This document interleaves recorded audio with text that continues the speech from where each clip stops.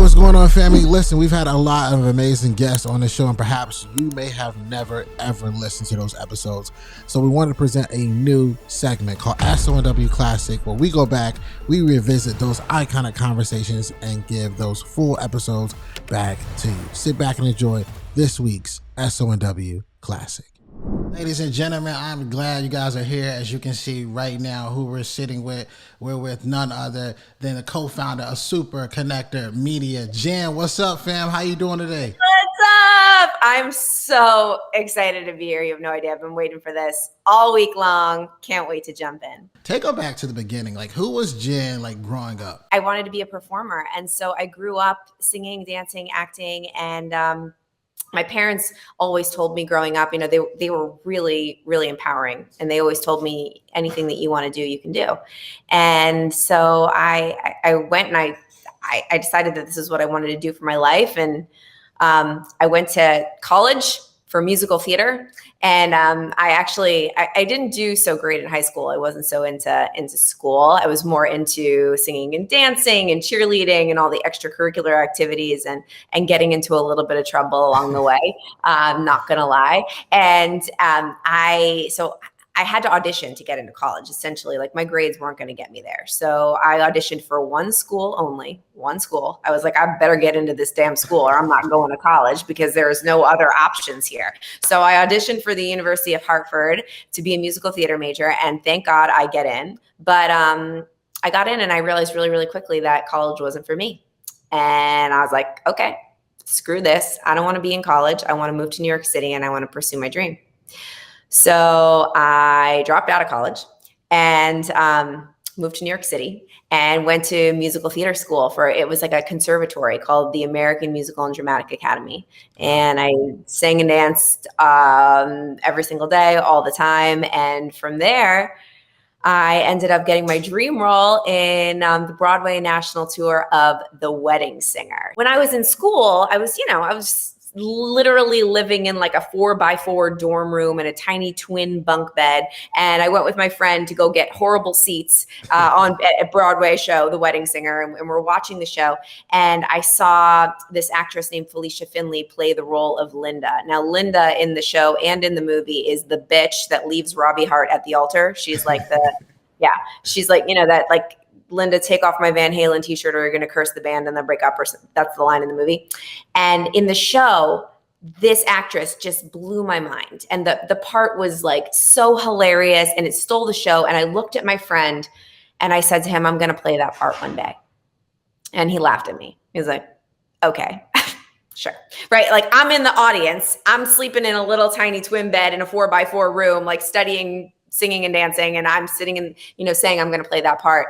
And but I was convinced, Shawn, that was going to be me. And so I decided that I was just going to really use this thing that I learned about called the law of attraction, which I didn't necessarily really believe in. So my mom gave me this book called The Secret. And I was like, what is this? This is not real. What? They're telling me that I can think about something and then it's going to appear in my life? Yeah, right. No, thanks. And my mom was a Reiki master. And I didn't believe in anything that she did. I thought it was weird. And this was back in the day. So now everyone listening, yes, I am a full believer. But at the time, I didn't believe. And then I heard Oprah doing an interview where she talked about that she manifested using the law of attraction, her role in The Color Purple. So I was like, oh, well, if it worked for Oprah, maybe there's something to this. So let's do an experiment. So I decided that I was going to manifest this role, my dream role, in The Wedding Singer. I was like, let's try. Let's just see if this works. So every night before I went to bed, I would visualize myself playing this part. And I would feel the way the costume felt on my body. And I would sing the songs in my head and I would see the audience and I would feel the lights every single night. And I would like sing myself to sleep. And I would do this every day. And in musical theater school, instead of having real tests, you sang songs for tests. So the songs that I would sing would be the songs from the show. And my teachers were actually quite annoyed with me. They're like, can you do something else? I'm like, no, I want to be Linda in The Wedding Singer. And I was convincing myself that this was going to happen for me. even though there was absolutely no opportunities anywhere. But the way that I've learned about the law of attraction, the way that it works is, you don't just think about things and they magically happen to you. That's not how it works. But the subconscious mind doesn't know the difference between a real memory and a fake one. So if you convince yourself that something has already happened before it's happened, what that does is it makes the action steps to getting that thing a lot less scary. So you take action easier.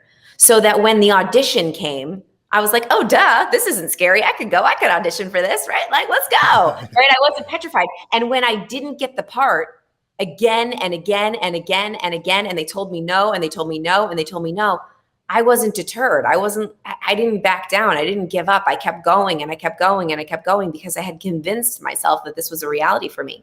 But I ended up getting the role. And when I played the part on the stage, wearing Felicia Finley's costume, the lights, the theater, the visual that I saw was the exact same visual that I saw in my head when I was visualizing it in my little tiny bed, in my little tiny room in musical theater school. It was the exact same thing. And I walked backstage after that moment, that first performance, and I like collapsed on the floor and I was crying and I was like, holy shit, like anything that I want, I can make happen. I made that happen. That thing that was just a thought in my mind became a reality. So that was the beginning of really understanding that I could create whatever I wanted. I like this law of attraction thing, and I think it's crazy that it's important also to recognize and see things in yourself before anybody else can see it, and kind of putting yourself in those situations. Like, it subconsciously imprinted something into my mind that said, like, Jen, if you want something bad enough and you really believe in your heart that you already have it, and you take action to get it, even when you hear no, and you're persistent and you keep trying and keep trying, because Shawn, I got to the final two to that audition and I didn't get it. Wow. And then they brought me back and I still didn't get it. And then I had to sneak into another audition with a director that I knew that was directing that show later on and sing the songs, even though I wasn't allowed to be there. And like, I had to take a lot of scary action and stuff that could have gotten me in big trouble, but I did it anyway. And then I finally got into the show, but I was the understudy. I wasn't even the real part. I was the understudy. And I had to sit there and I had to watch this other girl play the role that I wanted to play for a couple of months. And so what it also taught me was that persistence is the key. Persistence is keep on going and not stop. Never stop, even when you get a no. No doesn't mean no. It just means not right now and not like this. And then the other thing that I learned was luck is when preparation meets the moment of opportunity. Facts. And we talked about luck before we pressed record, but Oprah said that, our good friend Oprah. Yeah. Luck is when preparation meets the moment of opportunity, because I was so ready. Like, I was ridiculously ready. I knew that the moment that that opportunity presented itself to me for me to step on that stage and play that part, I was going to crush it so bad. I was going to crush it. I was going to knock everybody's socks off, that part was going to be mine. And then so because that happened with that specific experience in my life, I've been able to take that and recreate that with different things throughout my business now and my personal life, because I now can always remember that moment when, oh yeah, Jen, yes, don't forget, the law of attraction is real. Persistence is real. When you want something and you work hard and you take action, even when it's scary, you'll get what you want. Remember what happened then. And I always go back to that, playing this rock and roll chick in this show. And I saw an audition for a cable show on VH1 for like a rock and roll sexy girl. And I was like, great, I just played this for a year. Like, I could do that, no problem. I'm going to go in and I'm going to get this part. So I knew nothing about heavy metal music. And this show was a heavy metal talk show.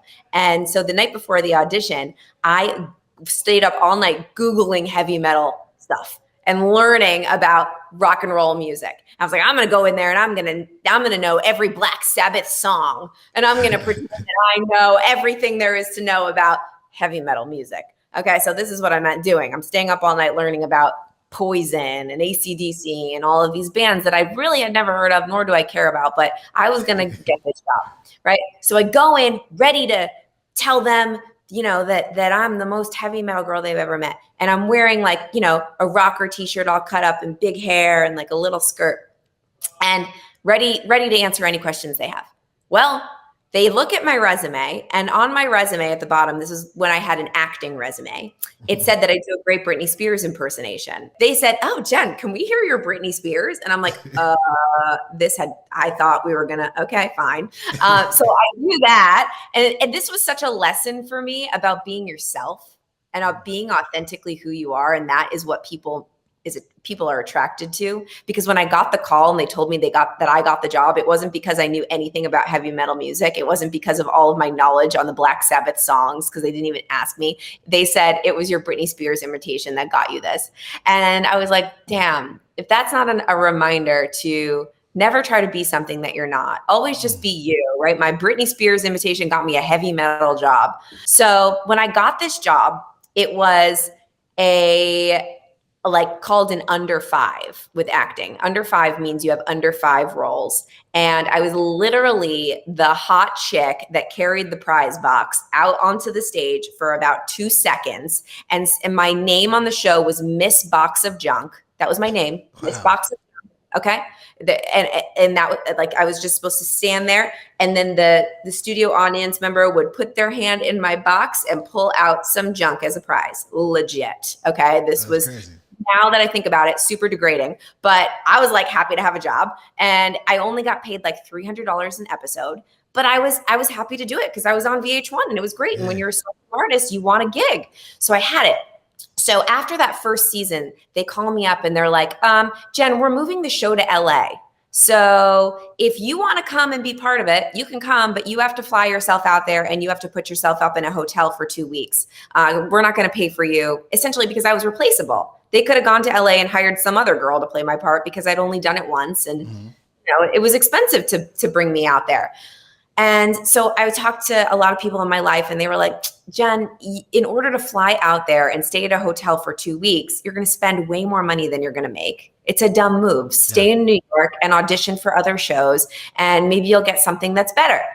But I knew in my gut, I just felt this feeling. I was like, I need to go.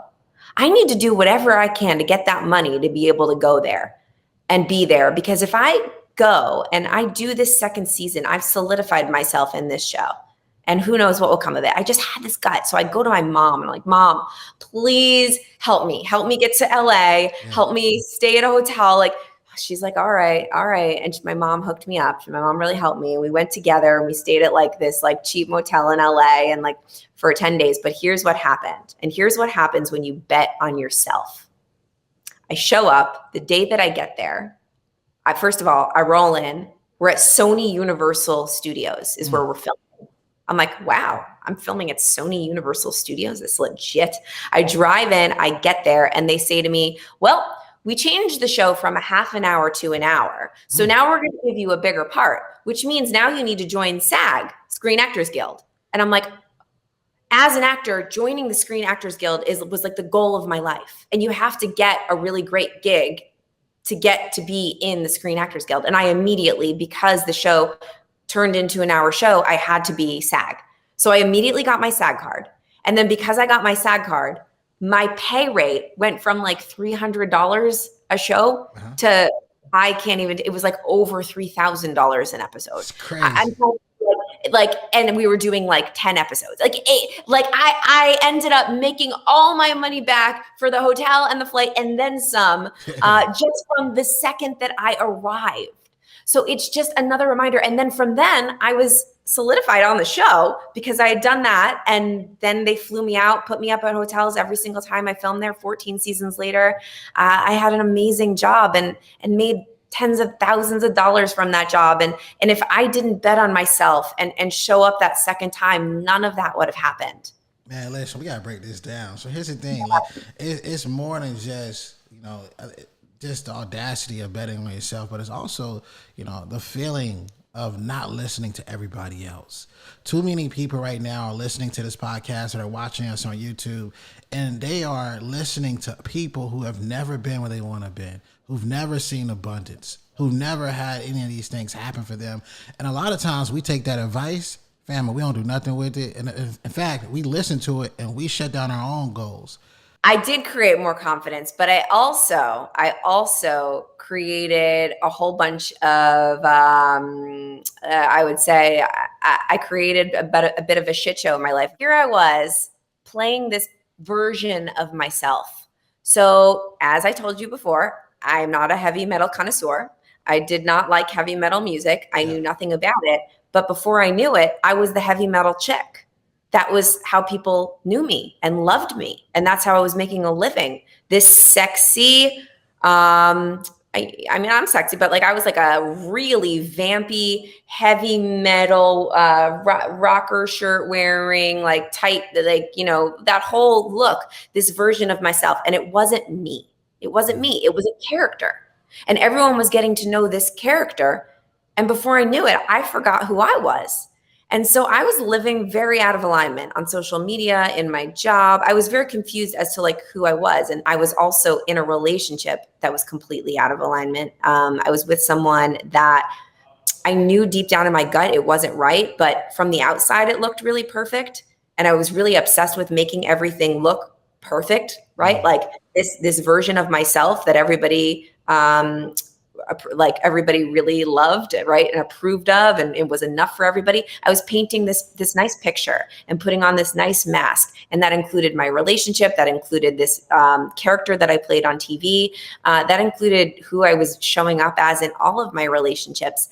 And for me, like, being out of alignment is so deeply painful that I started to spiral, and I had a severe eating disorder. I was partying all the time and went into a severe depression. I became addicted to Adderall. All that magic that I created with like Wedding Singer and all of that and all the law of attraction and all that manifestation stuff that I learned, I stopped doing it. I had forgotten all of the things that work. And so within, the universe basically said to me, all right, Jen, you're out of alignment. You're not going to get yourself out of this. I'm going to get you out of it, and I'm going to smack you upside the head, and it's going to hurt. So I went from living in this multi-million-dollar apartment with this guy that I thought that I was going to marry and having this show and having this persona, to within about a week's time, the show ended up getting canceled. I found out this boyfriend was cheating on me. And I went from living in this magical, beautiful home to living in a tiny little room in an apartment with 6 other actors with a window that faced a brick wall, with no job, and needing to start over. I remember looking out the window at that brick wall every single day and writing down in this journal, one day I will know why this happened. One day I will know why this happened. One day I will know why this happened, because I did not know. And Shawn, weeks, months will go by, and I still was like, all right, I'm ready to know. I don't know yet why this happened to me. But during that time, I started searching, and I said, you know what, Jen, I can't live like this anymore. I have to really figure out who the hell I am and what the hell I want, because I had lost myself along the way. And I have to get back to that girl that was performing on stage, that was understanding that anything that you want, you can create. So I dove into personal development. I was like, I dove back in. I dove back in deep. I started listening to podcasts like this one. I started reading books. I started really investing in making powerful relationships that were going to lift me up, and going to events. And I built, and I got into entrepreneurship, and I was like, I'm going to build a business. And so I wanted to build a personal training business and like wellness and health coaching business, but I knew nothing about business, like nothing. I was an actress. What do I know, right? But what I did know was I knew about PR, and I knew about media. So I started using the media to build that business. I started getting on TV and publications, and being all over the place and being omnipresent, and really talking about health and fitness and becoming that expert in the niche. And I built a really successful business very, very quickly using the power of media. And I was doing really good at that time. Then I was like, yes, I found my vibe. I found myself. I've got this business. I'm crushing it at life. Oh my gosh, this is good. I really was. I built something. I had my own apartment in New York City at this time. But here's what happened. Things were good. They were just good. And I think that good is like the enemy of great. Like it good might as well be bad, because I was just staying the same all the time. I was riding on good. I wasn't striving to be great. Things weren't bad. I wasn't rocking the boat. I was just good. And I knew in my heart that there was something more. So I remembered back to my time in Wedding Singer when I was manifesting. And I was like, what do I really want to create? And I thought, I know what I want to create. I want to fall in love. I was alone. And I knew I had this feeling that there was like more that I wanted to create in a business. And I knew that I wanted a partner. I knew that I wanted a partner in life. And I got deeper and more clear on what I wanted to create. And it was love, and it was also a partnership in business. And I just like knew, and I thought, okay, what does this look like? And I got super, super clear. I was like, I'm going to meet a 6-foot-tall entrepreneur from the Upper West Side of Manhattan. I know he had a child from a previous marriage. He has tattoos. He doesn't drink alcohol. Like, I got really detailed on this human being. Remember, just like I did with Wedding Singer. And I visualized him, and I would talk to him every day, and I would tell him like what I was wearing that day so he could find me, like literally just talking to someone that didn't exist yet. But I had this friend, Angela, and Angela was one of the biggest publicists in New York City, like big job, crushing it, right? Like, but hating life. She was miserable. She had this massive, PR job, and she's like, there's got to be something more. So I was going to all these personal development events, and I dragged her along with me. I'm like, you're going to come. And so we're sitting in this personal development event, and the speaker on the stage tells us to close our eyes and envision our perfect day, right? And I've been practicing this for a little while now. I knew what my perfect day looked like. Okay. So we close our eyes, and Angela's sitting next to me, and we're holding each other's hands, and we open our eyes, and the speaker says, tell the person next to you what you saw. And Angela looks at me, and she's like, I'm a boss.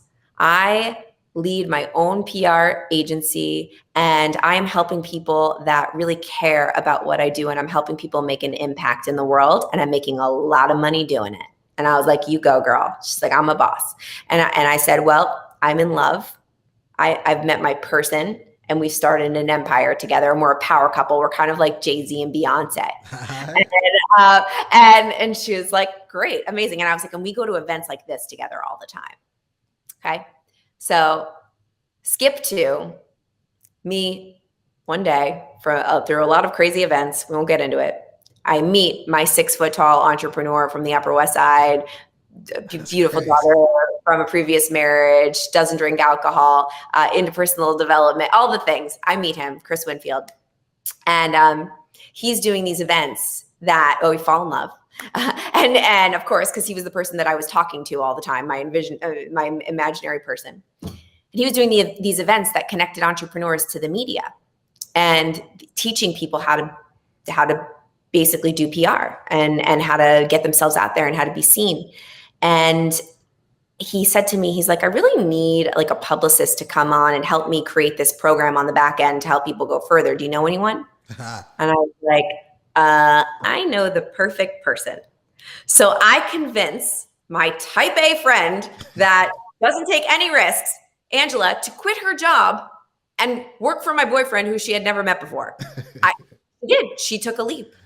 Cool. And she started working with Chris.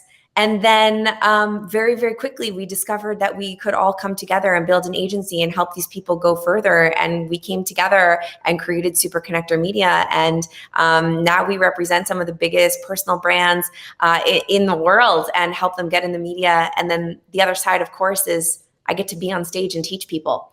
And that's really connecting what I love, which is performing and helping people. And the power of PR and media and being seen. So that's the story. That's how it was created.